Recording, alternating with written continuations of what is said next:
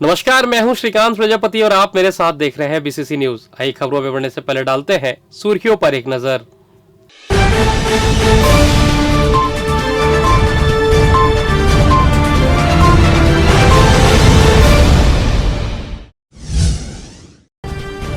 राजस्व विभाग की हड़ताल खत्म, सुरक्षा व्यवस्था के निर्देश।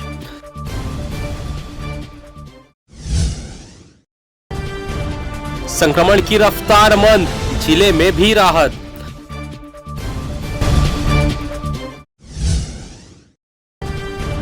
सड़क हादसों का सिलसिला जारी, नहीं थम रहे मौत के आंकड़े।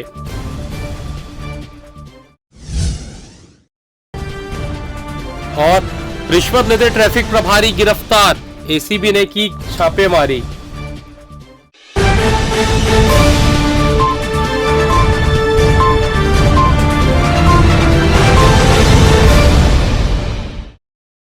तो ये थी सुर्खी, अब खबरें विस्तार से।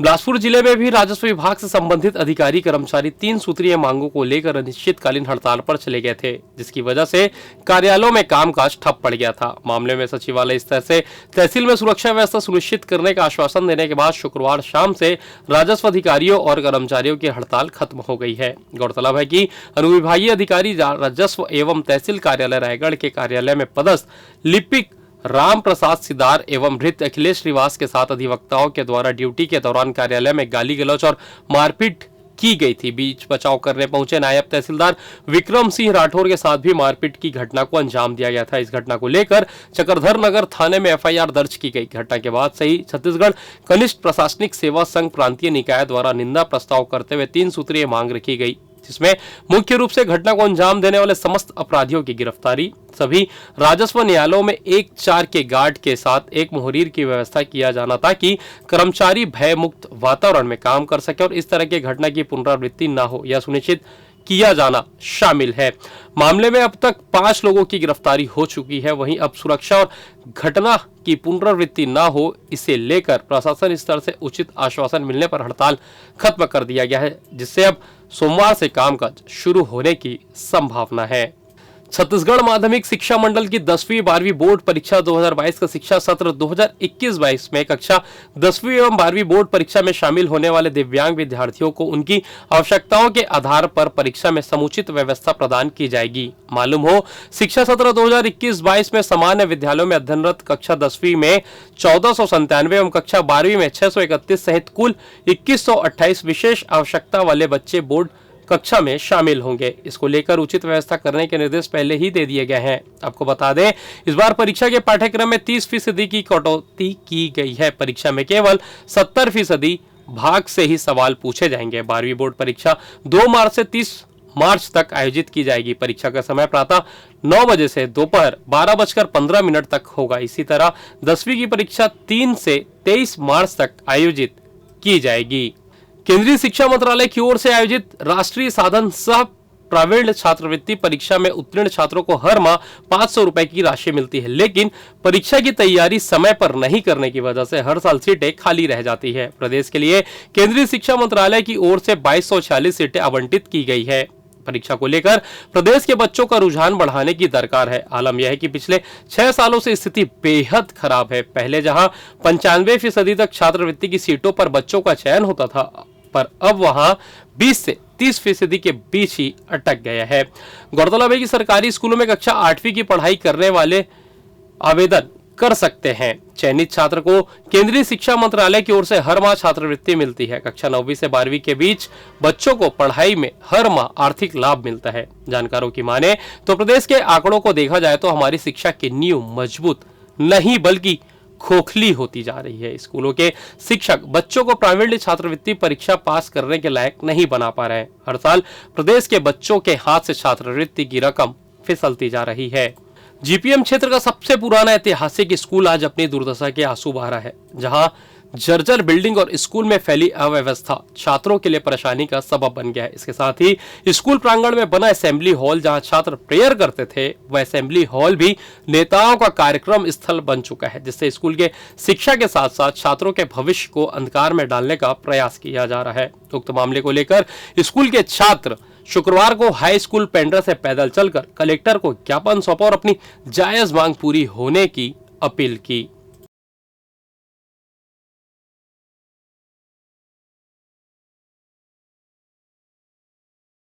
छत्तीसगढ़ के 32 बहुउद्देशीय मल्टीपर्पज स्कूल को स्वामी आत्मानंद के नाम से प्रविष्ट कर रहे हैं। यहाँ से मैं जानकारी लेने पे यहाँ के कोई अधिकारी इस पर जानकारी नहीं दिए। मैंने अपने सूत्रों से मालूम किया कि ये उसी टाइप का कृत्य कर रहे हैं जैसे रमन सरकार ने DAV यानी दयानंद सरस्वती के नाम से स्कूलों के करोड़ों की संपत्ति को प्राइवेट लोगों को दे दिया। आज DAV की जो बुरी स्थिति है, आज किसी भी प्राइवेट बच्चों को एडमिशन के लिए 50,000 से 1 लाख रुपया खर्च करना पड़ रहा है। आज शनिवार के दिन आप ज्ञापन देने हैं, क्या हुआ? मालूम है कि सरकारी कार्यालय में अवकाश रहता है। अब ये मेरे को मालूम है क्योंकि चूंकि बच्चों का ये दिन था और ये जो आक्रोश उठा, कल हम लोग इसको पूरा इंक्वायरी किए, मालूम किए, तो यहाँ के कोई अधिकारी, इतना निकम्मापन है यहाँ पर कि कोई अधिकारी पटवारी तक फोन उठाने को तैयार नहीं हो जाता। प्रशासन को हमने पहले से सूचित नहीं किया? ये मैं फेसबुक के माध्यम से सबको, आज 2 दिन पहले फेसबुक के माध्यम से सब लोगों को टैग किया हूँ और मेरे फेसबुक को जो यहाँ की लोकल क्या बोलते हैं LIB है उसके पास गया था, प्रचार साहब के पास गया था, सबके पास गया था। बोले शासन का आदेश आ गया, उसको सिर्फ फॉलो करना है। प्रचार साहब को तो मालूम ही नहीं कितने सारे बच्चे स्कूल से निकल करके, उनको धक्का दे करके बच्चे यहाँ पर आ गए। लेकिन मेरे को मालूम था, मैं भी वहीं गया था, तो उनको प्रचार साहब को बोले भाई ये शासन का आदेश वो जाने, तो इसलिए मैं हमको तत्काल अपनी आवाज उठाने के लिए हम सब बिना शनिवार रविवार देखे हम लोग को यहाँ आना पड़ा। छत्तीसगढ़ में कोरोना की तीसरी लहर का संक्रमण धीरे धीरे कम हो रहा है। पॉजिटिविटी दर भी 2% से नीचे है। शुक्रवार को प्रदेश में 392 नए केस मिले हैं। वहीं कोरोना से 3 लोगों की जान भी चली गई। राज्य में सक्रिय मरीजों की संख्या घटकर 4,000 से कम हो गई है। छत्तीसगढ़ में इस महामारी से अब तक 14,021 लोगों की जान भी जा चुकी है। संक्रमण घटते ही प्रदेश में अनलॉक की प्रक्रिया भी शुरू हो गई है। रायपुर, दुर्ग सहित कई जिलों में स्कूल खुल गए हैं। स्वास्थ्य विभाग के राज्य कंट्रोल एंड कमांड सेंटर से मिली जानकारी के मुताबिक शुक्रवार को प्रदेश में 392 नए केस मिले, जिसमें सबसे ज्यादा रायपुर में 41 नए संक्रमित मिले। इसके बाद धमतरी में 37, बलरामपुर में 34, दुर्ग में 27, कबीरधाम में 23, कांकेर में 20, बलौदाबाजार में 19, तो कोंडागांव और बीजापुर में 14, रायगढ़ में 11 नए केस मिले हैं। प्रदेश के 11 जिलों में 1 से 10 के बीच मरीज मिले हैं। बड़ी संख्या में मरीजों के स्वस्थ होने से प्रदेश में सक्रिय मरीजों की संख्या घटकर 3,856 हो गई है। इधर बिलासपुर जिले में कोरोना संक्रमण के मामले लगातार कम होते जा रहे हैं। शुक्रवार को 29 मरीज की पहचान की गई, जबकि 2,423 की कोरोना जांच की गई थी। शुक्रवार को शहर के सरकंडा, तालापारा, सरजू बगीचा, कुदुदंड, नेहरू नगर, शांति नगर, सिंधी कॉलोनी आदि क्षेत्र से मरीज मिले हैं। वहीं 30 मरीज स्वस्थ भी हुए हैं। स्वास्थ्य विभाग के मुताबिक यदि अभी भी जिलेवासी कोरोना प्रोटोकॉल का पालन करे तो फरवरी अंत तक महामारी पूरी तरह से सामान्य हो सकता है। CMHO डॉक्टर प्रमोद महाजन ने बताया कि टीकाकरण का असर है कि तीसरी लहर भयानक रूप नहीं ले पाई। और यहाँ वक्त तो चला छोटे से ब्रेक का। मिलते हैं ब्रेक के बाद, कहीं जाइएगा नहीं। पिछले 17 वर्षों से रियल एस्टेट के क्षेत्र में दे रहे हैं अपनी सेवाएं और लगातार शहर की जनता को एक नई लिविंग लाइफस्टाइल। अपने कार्यों एवं सेवाओं के माध्यम से लाखों लोगों की उम्मीदों को दिया है आकार। इसलिए जिले में ही नहीं पूरे प्रदेश में इनकी पहचान है बरकरार। आपके सपनों के घर को हकीकत में बदल कर है दिखाना, इसलिए आपके लिए लेकर आए हैं भाटी आशिया।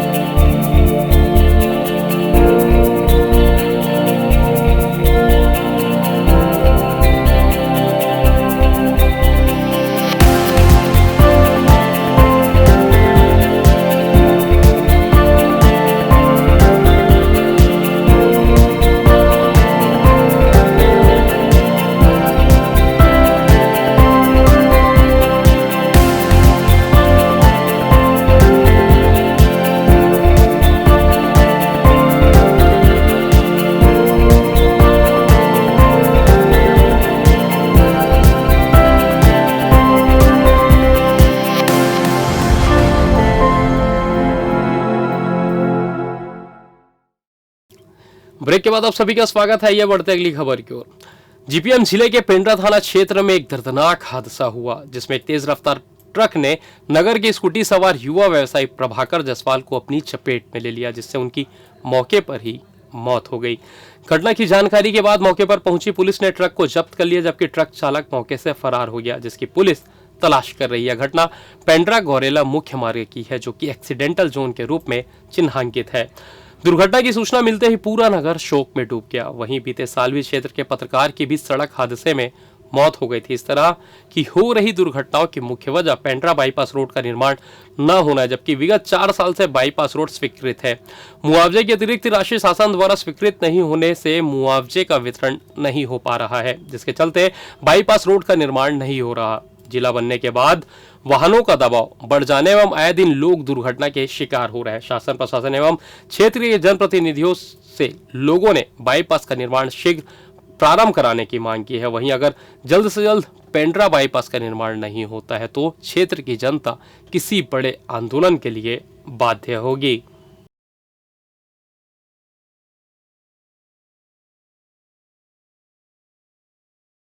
जीपीएम पुलिस ने नशे के विरुद्ध अभियान चलाकर कार्रवाई की है, जिसमें पुलिस विभाग के द्वारा 5 व्यक्तियों से 105 लीटर कच्ची शराब जब्त की है। गौरेला क्षेत्र में संतोष साहू एवं राजकुमार साहू द्वारा काफी मात्रा में अवैध कच्ची महुआ शराब बनाकर बिक्री कर रहे थे, जिसकी सूचना पुलिस को मिलने पर साइबर सेल एवं थाना गौरेला की टीम ने गोरखपुर में दबिश देकर संतोष साहू और राजकुमार साहू को कच्ची महुआ शराब बनाते एवं बिक्री हेतु परिवहन करते रंगे हाथ पकड़ा, जिसमें आरोपी राजकुमार साहू गोरखपुर के पास से 40 लीटर कच्ची महुआ शराब एवं शराब बनाने का उपकरण तथा बर्तन आदि जब्त किया गया है। तो वहीं आरोपी संतोष साहू गोरखपुर के कब्जे से 58 लीटर कच्ची महुआ शराब एवं घटना में प्रयुक्त एक्टिवा वाहन जब्त कर आरोपियों के विरुद्ध आबकारी एक्ट के तहत कार्रवाई की गई। इसी प्रकार थाना गौरेला से कुर्रीपारा निवासी तेज प्रताप सिंह के कब्जे से 3 लीटर कच्ची महुआ शराब एवं बिक्री रकम 150 रुपए तथा भगत सिंह करसाल निवासी टिकर कला के कब्जे से 4 लीटर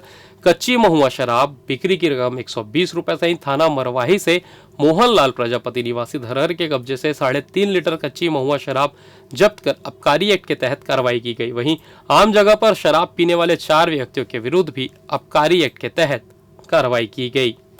जीपीएम जिले में एक भी रेत खदान नहीं होने से शासकीय और गैर शासकीय कार्य प्रभावित हो रहे हैं, जबकि पिछले 2 सालों से कोरोना संक्रमण के कारण सभी कार्य बाधित थे। वहीं अब जब संक्रमण दर कम हो चुकी है और जब निर्माण कार्य सुचारू रूप से चालू होने चाहिए थे, वहां अब रेत की कमी के कारण सारे कामकाज ठप पड़े हैं, जबकि ग्राम पंचायतों के 15वें वित्त के समस्त कार्यों में रेत की कमी के कारण बंद पड़े काम उक्त निर्माण कार्यों को चालू करने के लिए युवा भाजपा नेता आयुष मिश्रा ने मुख्य कार्यपालन अधिकारी मरवाही को ज्ञापन सौंपकर यह मांग की कि क्षेत्र में हो रहे निर्माण कार्यों के लिए रेत की आपूर्ति कराई जाए, जिससे निर्माण कार्यों में तेजी आ सके।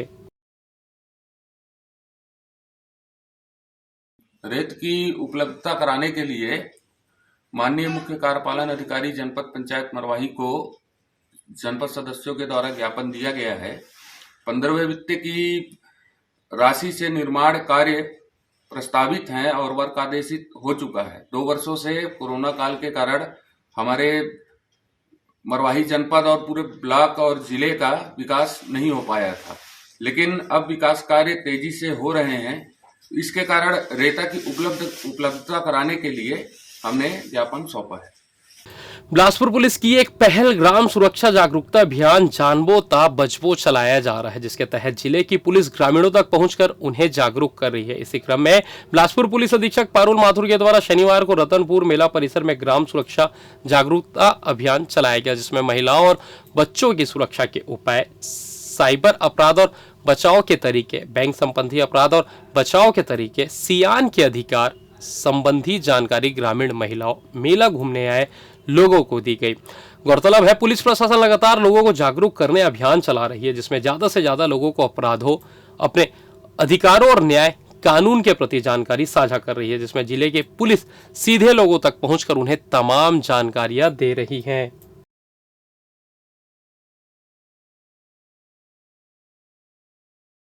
हादसे में नहीं आना है, ये अभी का सबसे बड़ा जो हम लोगों का उद्देश्य है वो ऑनलाइन ठगी, साइबर ठगी, बैंक से संबंधित ठगी ये है। उसके साथ ही साथ महिलाएं, बच्चे वो भी जागरूक हों उनके अधिकारों के बारे में, महिलाओं के अधिकारों के बारे में, बालकों के विरुद्ध जो अपराध होते हैं उनके बारे में उनको जानकारी हो। जैसे कि आजकल पॉक्सो एक्ट एक बहुत इम्पॉर्टेंट है। ग्रामीण क्षेत्रों में हम कई बार देखते हैं कि 18 साल से कम की लड़कियां अज्ञानवश प्रेम जाल में फंस के या किसी भी और कारण से घर से भाग जाती हैं। लड़के लड़कियां कई बार दोनों ही नाबालिग होते हैं, कई बार लड़कियां नाबालिग होती हैं, लड़के बालिग होते हैं। ऐसी स्थिति में वो तो सोच रहे हैं कि हम तो प्रेम में हैं, हमने तो कोई अपराध नहीं किया, लेकिन कानून की दृष्टि से वो एक अपराध है। तो जब भी उन लड़का लड़की को पकड़ के लाते हैं तो उस लड़के को जेल भेजा जाता है, जबकि शायद वो एक सामाजिक एक व्यवस्था हो सकती है। जागरूकता अभियान आज से यहाँ पे चालू किया गया है रतनपुर से। इसका मुख्य उद्देश्य है जान बो तो बचबो। इसका मतलब कि जो विभिन्न प्रकार से अभी आजकल जैसे ऑनलाइन ठगी, साइबर ठगी के अपराध हो रहे हैं, जिसमें ग्रामीण क्षेत्र के कई लोग इसका शिकार हो जाते हैं। साथ ही साथ महिलाओं और बच्चों के विरुद्ध जो अपराध घटित हो रहे हैं उनके बारे में उनको जागरूक करना, और जो हमारे सियानमन हैं उनके क्या अधिकार हैं उनके बारे में भी जागरूकता करना। इसी उद्देश्य से बिलासपुर पुलिस ने इस अभियान की शुरुआत आज यहाँ से करी है।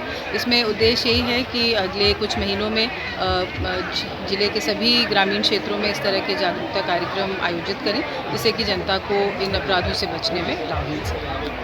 इधर भिखारी बनकर दुकान में घुसकर चोरी करने वाले गिरोह का पुलिस ने भंडाफोड़ किया है। पुलिस ने इस मामले में 3 महिला सहित एक नाबालिग को गिरफ्तार किया है। सरकंडा थाना क्षेत्र के लोधीपारा स्थित जयराम मेटल स्टोर में सोची समझी साजिश के तहत सुबह के वक्त कुछ भिखारी दुकान में प्रवेश करते हैं। 3 महिला समेत एक नाबालिग दुकान में मांगने लगते हैं। इस बीच दुकान संचालक जयराम को अपनी बातों में उलझा लेते हैं और इसी बीच नाबालिग वहां रखे 7.5 लाख रुपए से भरा बैग पर अपना हाथ साफ कर दुकान से बाहर निकल जाते हैं। कुछ देर बाद जब दुकान संचालक को इस घटना की जानकारी होती है तो वह पुलिस को सूचित करते हैं, जिसमें सरकंडा थाना प्रभारी परिवेश तिवारी अपनी टीम के साथ पहुंचकर सीसीटीवी फुटेज की मदद से चोरों का पीछा करते हैं। सभी चोर गुटकू रेलवे स्टेशन में ट्रेन का इंतजार कर रहे थे, जिन्हें गिरफ्तार किया गया। गिरफ्तार महिला आरोपी सभी नागपुर के रहने वाले हैं, जिनमें रंजना पवार, कविता राठौर, सोनी राठौर और एक नाबालिग है। आरोपियों के पास से पुलिस ने पूरा रकम बरामद कर लिया और सभी आरोपियों को जेल दाखिल कर दिया। आज सुबह लगभग 10 10:30 के आसपास थाना सरकंडा में दूरभाष पर इंफॉर्मेशन मेरे पास आया था कि लोधीपारा रोड में कोनी रोड में लोधीपारा में एक जयराम मेटल्स है। वहाँ पर 4-6 महिलाएं वहाँ पर आईं, उनके साथ बच्चे भी थे। 4 महिलाएं थी और 2 बच्चे थे, छोटे बच्चे। वो आई और कुछ मांगने का उन्होंने नाटक किया। उसके बाद वहाँ पर व्यवसायी जयराम मेटल्स के जो जयराम अग्रवाल जी हैं, उनका खरीदी बिक्री का रकम वहाँ पर रखा हुआ था, लगभग 7.5 लाख रुपए। तो वो वहाँ पे रखा हुआ था और उन्होंने बातों ही बातों में उन महिलाओं ने वो रकम जो है उठा लिया वहाँ से, उठाकर वहाँ से चंपत हो गए। तत्काल इन्फॉर्मेशन होने पर सरकंडा पुलिस, मैं खुद वहाँ पर पहुँचा हूँ और वहाँ पहुँचकर हमने तस्दीक किया। तो वहाँ पर मालूम हुआ कि जो फुटेज आए हैं सीसीटीवी फुटेज, जैसे ही हमने सीसीटीवी फुटेज देखा तो वो कोनी रोड तरफ जाते हुए दिखे। एक इलेक्ट्रिक ऑटो जो है उसका जिक्र आया था। तत्काल उस इलेक्ट्रिक ऑटो को दस्तयाब किया गया और उसकी जानकारी के आधार पर तत्काल समय बिना गंवाए गुटकू जो है रेलवे स्टेशन, वहाँ से इन महिलाओं को दस्तयाब कर लिया गया है और थोड़ी कड़ाई बरतने पर इनके द्वारा बताया गया कि ये लोग नागपुर से बिलोंग करते हैं और कल ये लोग यहाँ पर आए थे और आज इसने यह घटना कारित किया गया है। एक बैग में रखा हुआ संपूर्ण रकम उठाईगिरी का वो बरामद किया जा चुका है। भिखारी बनकर चोरी करने वाले गिरोह का पुलिस ने खुलासा तो कर दिया है, लेकिन अब भी ऐसे कई अनेक गिरोह हैं जो इसी तरह काम करके अभी भी किसी न किसी घर को अपना निशाना बना रहे हैं। कैमरामैन पंकज बसीह के साथ Shrikant Prajapati, BCC news, Bilaspur. Anti corruption bureau की टीम ने जिले के यातायात प्रभारी सूबेदार विकास नारंग और उसके सहयोगी को बस संचालन के लिए 50,000 रुपए रिश्वत लेते रंगे हाथ पकड़ा था, जिसके बाद शुक्रवार को एसीबी स्पेशल कोर्ट में चालान पेश किया गया। कोर्ट ने उसके जमानत को खारिज करते हुए जेल दाखिल कर दिया है। जिला गठन के बाद यह पहला मौका है जब यातायात सूबेदार को एसीबी ने पकड़ा है। एसीबी निरीक्षक आरिफ शेख को बस संचालक ने शिकायत की थी कि उसकी सड़क बसों को पेंड्रा से होकर गुजरती है, जहां आए दिन यातायात के सूबेदार विकास नारंग द्वारा चालान करके परेशान किया जाता था। उसने विकास नारंग से जब इस संबंध में मुलाकात की तो उसने 60,000 रुपए की मांग करते हुए कहा कि यदि यह रकम दे दी जाएगी तो वह परेशान नहीं करेगा। एसीबी ने उपरोक्त शिकायत का सत्यापन कराया तो बस संचालक और सूबेदार के बीच संवाद में 50,000 रुपए में सहमति बनी, जिसके बाद बिलासपुर की टीम ने योजना बनाकर बस संचालक द्वारा सूबेदार को 50,000 रुपए देने के लिए भेजा। सूबेदार ने रकम लेने बस संचालक को एक होटल के पास बुलाया और अपने सहयोगी के माध्यम से मंगाकर रिश्वत की रकम को प्राप्त किया। इसके बाद एसीबी ईओडब्ल्यू की टीम ने रुपयों के साथ रंगे हाथ यातायात सूबेदार विकास नारंग और भरत पनिका को गिरफ्तार कर लिया। दोनों के विरुद्ध भ्रष्टाचार निवारण अधिनियम के तहत अपराध पंजीबद्ध किया गया है। वहीं मामला सामने आने के बाद पुलिस अधीक्षक त्रिलोक बंसल ने यातायात पुलिस कर्मियों को लाइन अटैच कर दिया, जिनमें सुमत तिवारी, देवनारायण राठौर और अजय यादव शामिल है, जबकि टीआई नरेंद्र सिंह को नए यातायात प्रभारी की जिम्मेदारी सौंपी गई है। और फिलहाल इस बुलेटिन में बस इतना ही। मुझे दीजिए इजाजत, फिर होगी आपसे मुलाकात। तब तक देखते रहिए बीसीसी न्यूज।